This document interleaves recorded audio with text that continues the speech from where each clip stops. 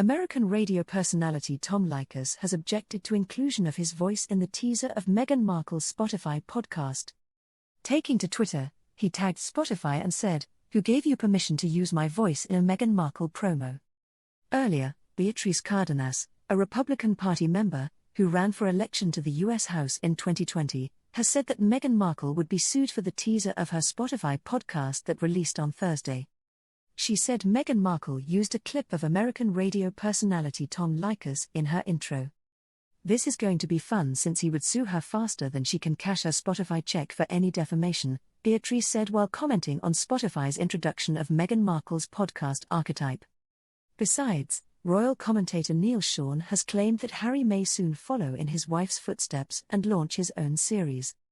Neil noted, "We told you about Meghan going solo, and now we can tell you about Harry going solo too." Both Prince Harry and Meghan Markle have finally galvanized themselves into action, so what can we expect from Prince Harry's podcast? They've decided to split them up to try and get revenue streams going. For Harry, what we're now told is that his podcast is going to focus on mental health, how to look after yourself, self-care, and basically how to survive in a very difficult world.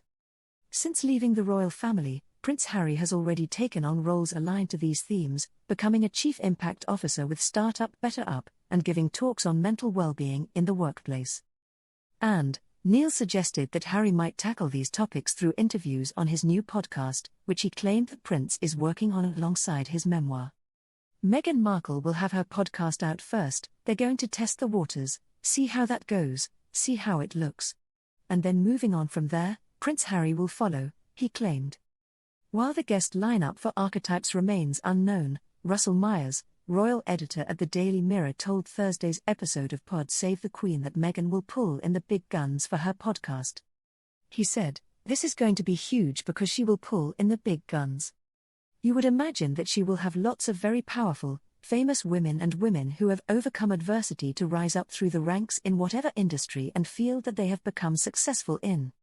However, according to one royal commentator, the Sussexes' connection with certain political figures has polarized the couple's fan base in the US. Founder and creator of the LA-based royal site todayfordaily.com, Kinsey Schofield, has claimed that the couple made a major misstep in aligning themselves with a political party. Ms. Schofield told, "Meghan started doing all of these virtual events with Kamala Harris, Hillary Clinton, Stacey Abrams. These very Democratic personalities. They do the Times special where they are clearly endorsing Joe Biden without blatantly saying his name. You really saw the split in the States. People just, royalists, were like, they are so breaking the rules and we don't like this." And then anybody who wasn't on the Democratic side of things also thought, why are these two telling us who to vote for? And hanging out with Hillary Clinton and Kamala Harris?